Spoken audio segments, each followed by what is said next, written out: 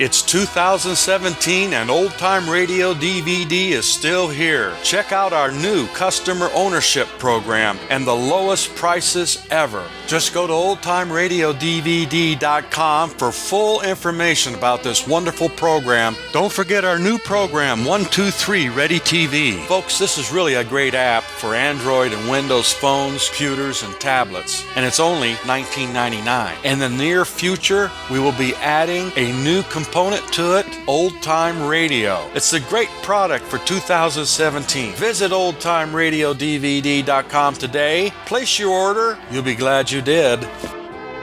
Yes, Roma wines taste better because only Roma selects from the world's greatest wine reserves for your pleasure. And now, Roma Wines, R-O-M-A. Roma Wines present Suspense. Tonight, Roma Wines bring you Mr. Wally Mayer in Dead Ernest, a suspense play produced, edited, and directed for Roma Wines by William Spear.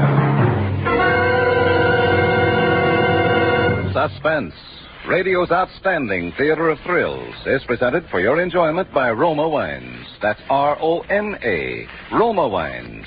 Those better-tasting California wines enjoyed by more Americans than any other wine. For friendly entertaining, for delightful dining. Yes, right now a glassful would be very pleasant. As Roma Wines bring you Wally Mayer in a remarkable tale of Suspense.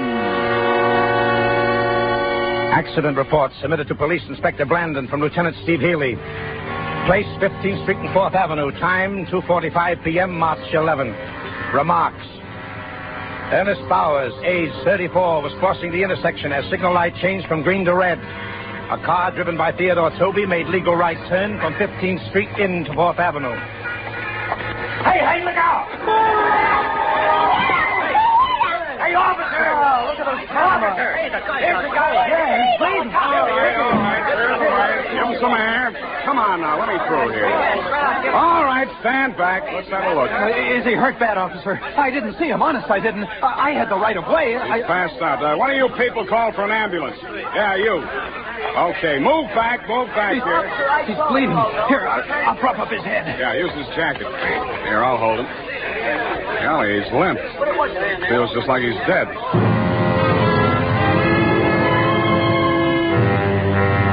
Yes, Ernest Bowers felt like he was dead. Ernest Bowers suffered from catalepsy, a strange disease. He carried at all times a note in his inside coat pocket stating that he was a cataleptic and that in the event of seeming death, his wife should be immediately notified, or his doctor in the event his wife is unavailable. The letter also requested that no autopsy or embalming should be performed on his body for 72 hours, although in his particular case, the duration of the attacks were usually 4 hours or less. Ernest Bowers also wore a sterling silver bracelet with an inscription reading, "Do not embalm me. I am not dead." Catalepsy is a disease of the nerves and mind. The physical condition of the cataleptic when he is under a spell closely resembles death in all aspects, including the primary stages of rigor mortis. Officer Abbott was at the scene of the accident. He administered first aid to the injured man before making out his report. Yeah, that ought to stop the bleeding. Looks like just a cut on his forehead when he hit the ground. Nothing much. Oh, he can't be hurt bad, officer. I didn't hit him hard. Yeah, that's right, officer. I saw it.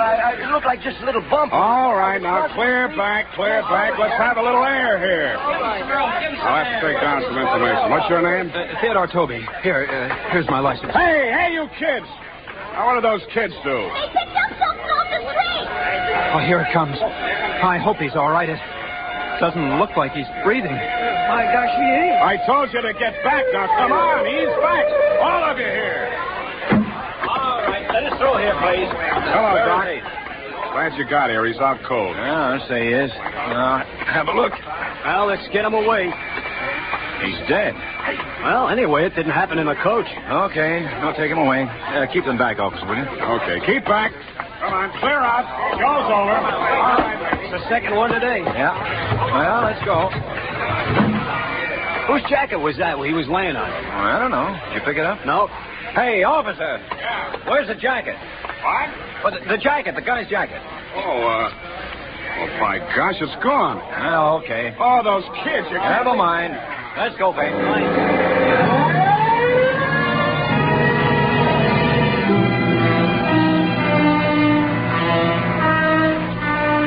Ernest Bowers had lost the identification of his condition. The letter was in the inside pocket of his jacket. The silver chain he wore on his left wrist had snapped and fallen to the pavement. Two youngsters picked up the chain, Robert Manelli, age 9.5, and Tommy Stoner, 8. Hey, that cop yelled at us. Did you hear him? Yeah. Maybe we should give it back. No, what for? So he can keep it? Let's go around the back to your father's shop, Bob. Sure is a nice chain. Hey, there's writing on it. Maybe it's the guy's name. Was he hurt bad? Hey, what's it say? Oh, just a second. We'll be out of the alley. Yeah, Pop's gone home to eat. Can you read it now? Wait a second, will you? It says, do not something me. I am not dead. That's screwy. What do we do with it? Sell it, Dopey. Oh, that's stealing, Bob. It ain't stealing. We found it, didn't we? When we try to sell it, they'll ask us where we got it. And what do we tell them? Nothing. Use your head. You know what we'll do? What? We'll use Pop's welding torch. We'll melt it down. But he told us not to use it. Pop ain't here, is he? No. Well, come on. Oh, there it is. Yeah. Now here, you put it on that brick. Okay? Yeah. Better be careful. What are you kids doing? What? Oh, hello, Pop. Nothing, Mr. Manelli. We ain't doing nothing. Nothing, eh? I thought I told you kids not to go near the torch. Well, we want to melt this down. Come on, give me that. Now, what's it all about? Well, we found this chain, Papa, and we want to melt it down and sell it. Chain and melt. Whose is it? We don't know. Joey told me. No, we don't. Yeah, where you get it? We found it. Oh, come on, let me have it. Well, there's nothing wrong, Pop. We just found it, see? It's ours. Shut up. Do not embalm me. I am not dead. What's that? It's screwy. Well, where you find it? In the street. Honest, Papa. Ask Tommy. All right, go on. Get out of here. Well, how about melting it down, Pop? We can sell it and buy some baseballs. All right. Keep back. Yeah, look at Tommy. You see it? Yeah. Starting to melt. You see how he does it? Keep away, I told you. It's all melted.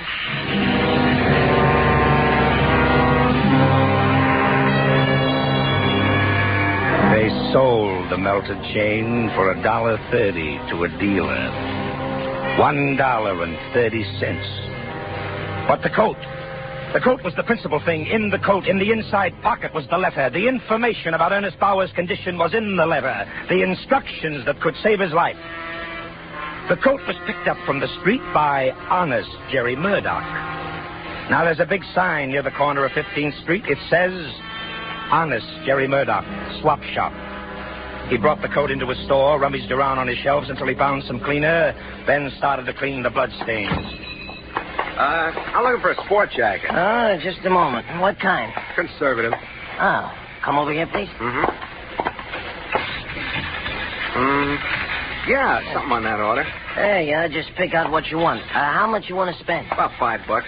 Oh, these cost more. How much? From 8 to 12. Now, over here we got some cheaper. These don't look so hot for $8. From 8 to 12. Over here. Well, I'll take a look. Yeah. No, these don't appeal to me. And what size do you wear? 40. Oh, here, try this one on. It's nice and conservative. There. Yeah, it's kind of tight around the shoulders. Yeah, tight. Yeah, it looks cheesy. Well, I guess you ain't got what I want. Wait a minute. Wait, what's your hurry? I'm just putting a new one in stock over here by the counter. Huh? Nah, that looks all right. What size is it? I don't know. Here, let's try it on you, huh? How's that? Yeah, this feels all right. All right. It's kind of stiff in front here. It's almost new, ain't it? You'll break it in. Feels like cardboard or something. Look, you want it? $5. Okay.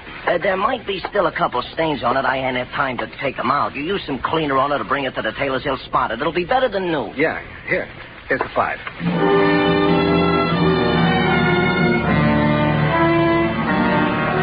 Ernest Bowers was brought to the receiving room of the Veta General Hospital. The time, 4:10. If Bowers was going to awaken, it would probably be before 6:45. Intern on duty, Dr. Weldon, made out his report. He wrote it down while he was standing near the telephone switchboard. Hello. This is the Veta General Hospital. Is there anybody by the name of Bowers at home? That's Bowers, B-O-W-E-R-S. No, nobody home. Is Mr. Bowers married? His wife thinks so. Where can I reach her? There's been an accident. I don't know. She's out. Will you tell her to call the Veta General Hospital? Yeah? What happened? Mr. Bowers is dead. That's funny. Just a superficial cut on forehead. Well, that's cardiac. Look, I'm going to go. Get me the orderly room, honey. Okay, use that phone there. Right. Yeah? This is Dr. Weldon. There's a delivery for you to go to the morgue. Morgue now? Yeah? I ain't had anything to eat since... Yeah, I know. Since lunch. Go on now. It's down in the receiving room. The papers are down there, too. Can I get a sandwich first? No. Go on. Get going. Oh, why can't I wait a few minutes? It's got to go now. They'll want to start the embalming so they can go home. It was then 4:22 in the afternoon. Dr. Theodore J. Weldon left Honey at the switchboard and walked upstairs to the intern quarters and settled down to reading the sports page of the afternoon paper. At that moment, if anyone had been in receiving room B of the Veta General Hospital, where the body of Ernest Bowers lay on the patient carriage, they would have seen a fly crawl slowly across the face of the dead man, and they would have seen his nose twitch.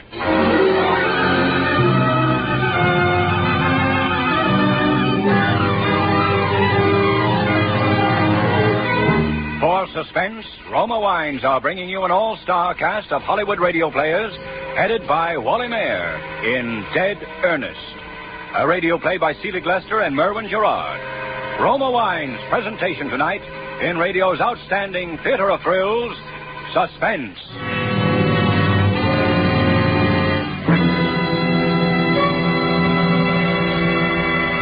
Between the acts of Suspense, this is Truman Bradley for Roma Wines. In Roma Wine, you enjoy an important difference. Yes, Roma gives you an extra dividend of enjoyment in fuller bouquet, richer body, and better taste. To bring you better tasting wines every time, Roma selects from California's choicest grapes. Then, with ancient skill and America's finest wine-making resources, Roma master vintners guide this grape treasure to tempting taste perfection. These choice wines are placed with mellow Roma wines of years before. And from these reserves, the world's greatest reserves of fine wines, Roma later selects for your pleasure. That's why more Americans enjoy Roma than any other wine. That's why you will find Roma California wine your best buy in good taste. So, whether you prefer sherry or port, muscatel or tokay, insist on Roma wine. R-O-M-A, Roma, the greatest name in wine. And now, Roma Wines bring back to our Hollywood soundstage Wally Mayer, who, as Police Lieutenant Healy, heads an all-star cast of Hollywood radio players in Dead Ernest, a tale well calculated to keep you in suspense.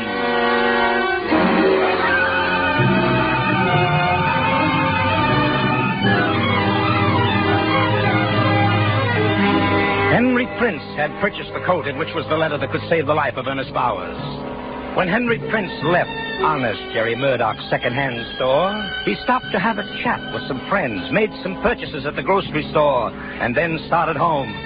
The time, a few minutes after 5. He lived about 2 blocks from the scene of the accident, and his wife was waiting for him. Turn around a little bit, will you? How do you like it for $5? Oh, it looks all right. You lose some of that weight, look better.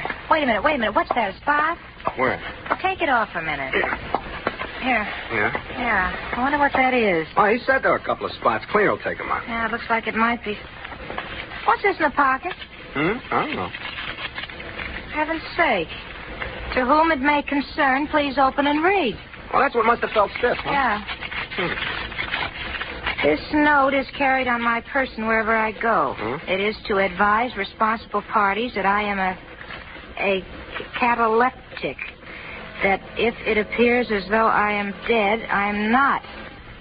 and that my body is not to be molested for a period of 72 hours, neither by autopsy nor by embalming, although the maximum periods of my attacks usually do not exceed 4 hours. Please telephone my wife, Mrs. Margaret Bowers, at Fulton 11231. This is a boarding house, address 8411 Half West 25th Street. If she is not there, please try Axminster 43422. This is the number of Dr. Benton. It is of vital importance. It may mean my life. Thank you, Ernest Bowers. Yeah, that's a funny one. Where'd you get that jacket, Harry? Right on, it's Jerry Murdoch. Gee, I wonder what we can do. Well, nothing. It's probably forgotten already. Somebody sold the jacket to him, forgot to take the letter Doesn't out. sound like something a guy'd forget. No, the devil. Well, it might be important. Say, look at that, Harry. Those spots look like blood. No, too dark. That's the color that blood turns. I'm going to telephone that number. Well, go ahead, but I think you're wasting your Oh, time. well, hush. Will you a minute? Oh, for crying out loud. Keep still.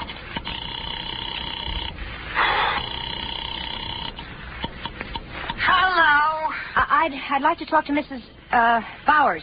She ain't in. Well, how do you know? You didn't even go to She find... went out, and you ain't the first after her. Who else wanted to get in touch with her? Oh, somebody. I don't know who. Oh, well, thank you. There, you see, you're wasting your time. I'll try that doctor. Oh, for heaven's sakes. Turn into a regular Well, busybody. think of somebody else. Well, I'm getting hungry. Oh, hush, will you? Oh, hush, me. I'm busy. How about some dinner? It's cooking. Honestly, I can't get it out of my head. That guy, whoever he is, just lying there, and people thinking him dead when he ain't. Maybe doing things to him. Gee, what's embalming? Oh, well, they do that at the morgue. It's preparing his body for burial. I think they take all the blood out of his veins. For heaven's sakes, that'd kill him if he wasn't already dead. Couldn't kill him any deader. Harry, I'm going to find out about that coat. Now, where's this place you bought? Now, wait a minute, Francis. I put in a good day's work. I'm tired. I don't want to run around the city looking for something I don't even know about. Well, I'll go myself. How about me at home here while you go out? I want to eat. I'm hungry. Well, dinner won't be ready for another 15 minutes anyway. Where's the place? Oh, all right. I'll go with you.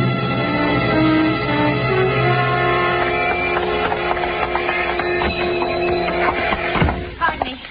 Sure. What do you have? We want to find out about the man next door. Do you know when he'll come back? Oh, Alice Jerry? Yeah. No.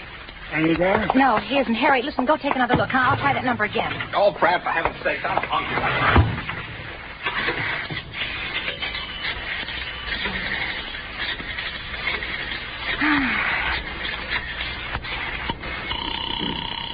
Oh. Well, they answered. I'm using this... Oh. Well, he ain't back yet. Well, what does the sign say, 10 minutes? Yeah, but those guys put up signs like that if they're going away for an hour. Well, we'll just wait a couple of more minutes. Oh, come on, Francis. Hello? Wait. I'm going to run. Is Mrs. Bowers in? No. Mr. Bowers. He's dead. He is? That's what they tell me. Well, look, listen, will you You're please... bothering me, lady. I got a meal set up on the table. I can't be answering a million questions. All I want to know is when Mr. Bowers died. How do I know? Ask Mrs. Bowers. She'll be home soon. Yeah, well, thanks. Well? Mr. Bowers is dead. I found that out. Oh, you see? I told you. Well, what about the letter, then? What if he ain't dead? What if they only think he's dead? Well, what do you want to do, wait here all night? If I have to. Well, without me, then. Well, just do as you please. I'll be home. I'm hungry. It's after 6. If you think more of a crazy letter than you do of feeding your own husband, then that's all. What do you mean, that's all? Just what I said. That's all. all. Harry, the trouble with you is you haven't got any imagination. No, I haven't got any imagination. I'm just a home-loving guy. That's all. I don't go sticking my nose where it don't belong. Oh, well, for heaven's sakes, go home then. I'll find out about it. Think of something besides your stomach once in a while. Officer! Yes, ma'am? Do you know where the fellow who owns that swap shop lives? Honest Jerry Murdoch? No, ma'am, I don't. Oh, dear. Gee, I want to get in touch with him, and there's a sign on his door saying... Why don't you ask him, ma'am? There he is now. Huh? He's going in over there. Gee, thank you. Mr. Murdoch? Yeah? Oh, gee, sure glad you came back. Oh, come in. Just out having a bite to eat. Yeah, listen, you sold my husband a jacket, a sport jacket this afternoon? Did I? What kind? Well, a light blue one with little red boxes in it. It had a few stains on it. Oh, sorry. I can't take anything back once it's No, sold. I don't want to give it back. Listen, where did you get it, Mr. Murdoch? How can I remember where I got it? Long ago? Was it very long ago? I don't see what's any of your business where I got it. Well, it may be important. I've been trying to reach the numbers. The doctor's number's always busy, and his wife isn't home yet. Well, I don't know what you're talking about. Look, tell me one thing, just one thing. Did you have the jacket in here a long time?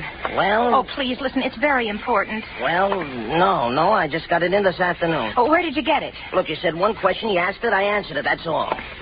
There was blood on it. Well, that I can't help. Listen, if that man's alive and they do anything to him, I'll just never get over it. I'll never be able to live with myself. What are you talking about? Listen to me. There was a letter in the inside pocket of that jacket, you see. It said that Ernest Bowers was a cataleptic.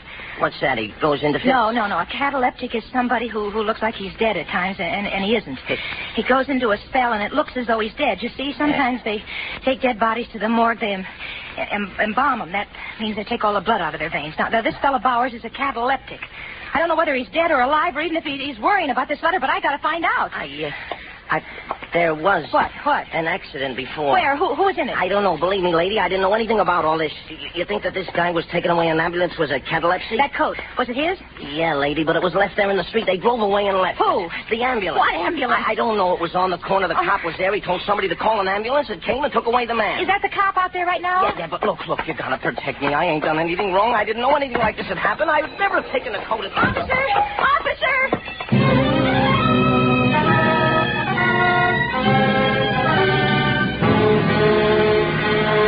Ernest Bowers lay on a slab at the morgue. If he were alive, probabilities were that he would regain consciousness before 6:45. The two embalmers on duty at the time had decided to get a bite to eat when the phone rang. Yeah, but we're going out to eat. Yeah, I know another one just came in. We got it here. Well, what's the rush? No, we just want to grab a cup of coffee. We'll get right on it. Well, is it our fault if it comes in just when we want to have a... Oh. Well, we can go home after? That puts a different complexion. Okay. Yeah. Hey, what time is it, Anthony? 6:30. Good.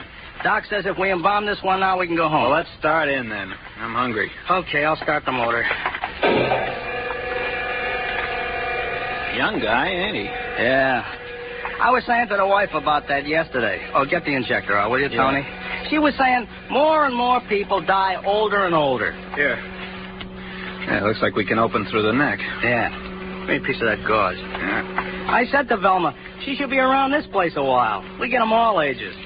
You want me to do it? No. You get the injector ready. Look at him. Yeah? You'd never think that such a little thing like his heart stops beating could make him dead and not alive. Yeah. Okay. Now, hold it steady, will you? Yeah. Ready? Just a second. Yep. All right. Here we go. What's the matter? My glasses. They're clouding up. Take them off. That's all right. I'll just clean them. What'd the wife say to that? What? Oh, about all ages? Yeah. Oh, she didn't have anything to say. Only that most of the guys we deal with probably come to a violent end. There's something in that. Yeah. Okay, I got my glasses clean. Now, let's see here. What's the matter? They're steamed up again. That's funny. Every time I bend over, I wonder. What? It must be my imagination. What? Oh, I could have sworn this guy was breathing on my glasses. Is he? No, how could he? Oh, come on, then, let's go. It's 6:45 already. Yeah. Oh, hold it. I'll get the phone. No, let's get this started first. Okay. We'll just... Now. Huh? What's the matter with you? I thought I saw this guy's hand twitch. Oh, don't be silly. Hey, give me a scare. Hey, let's wait a second. I'll get the phone. No, it'll probably be another job, and we'll never get out of here. Now, let it ring. But the doc said we could go home after... Oh, all right. Well, come on, let's get this thing over with. Al. Okay, now, give me the knife again. All right. Now, I'll make a nice, neat little incision right... Hey, Tony. Yeah? Look, I'm bent over like this, see? I ain't gonna move. My glasses are full of steam again. Oh, Lord. Is he alive? Hey, well, look at me. I'm shaking all over. Look at him, Al. Look at his lips. Huh? Listen. Shut that thing off.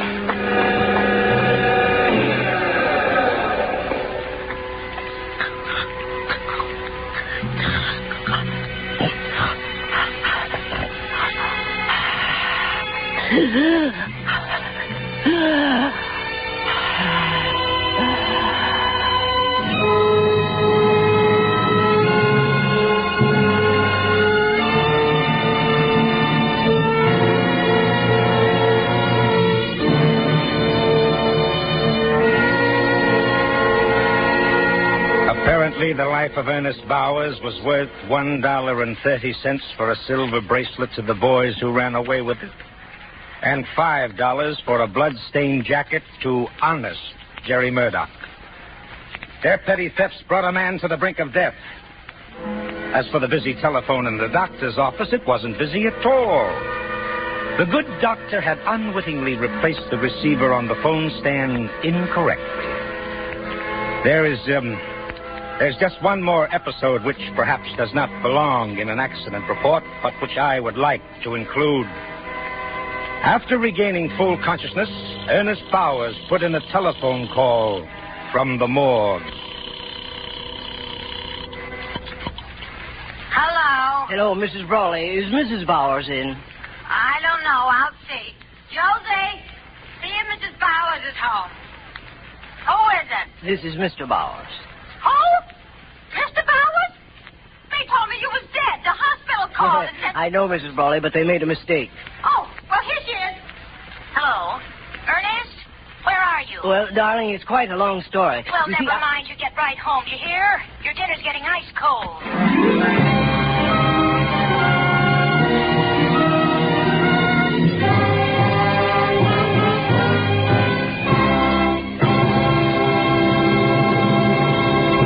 Suspense. Presented by Roma Wines, R-O-M-A, Roma, America's favorite wines. In just one moment, we'll have a special announcement of interest to our Suspense listeners. This is Truman Bradley reminding you that Roma wines taste better because Roma selects better tasting wines from the world's greatest wine reserves. Yes, in Roma wine, you enjoy an extra premium goodness in fuller bouquet, richer body, and better taste. That's why more Americans enjoy Roma than any other wine. So insist on Roma, a premium wine in everything but price. Tomorrow, enjoy the ruby richness of Roma California port. Delicious after dinner, ideal for entertaining. Now, it is my pleasure to introduce Mr. Don Thornburg, Vice President of the Columbia Broadcasting System. Ladies and gentlemen, your regular Suspense listeners will, I'm sure, be pleased to know that your Suspense program has won the 1946 George Foster Peabody Award for Outstanding Excellence in Radio Drama. In behalf of the Columbia Broadcasting System, I congratulate producer William Spear, the actors, the musicians, sound effects men, technicians, announcers, and the sponsor, Roma Wines, whose combined efforts have earned for Suspense the well-deserved title of radio's outstanding theater of thrills. Dead Ernest, heard this evening, is one of the plays upon which the Peabody Award was based. It was repeated by popular request. Next Thursday, same time, Roma Wines bring you Mr. Robert Mitchum as star of Suspense, radio's outstanding theater of thrills. Produced and directed by William Spear for the Roma Wine Company of Fresno, California.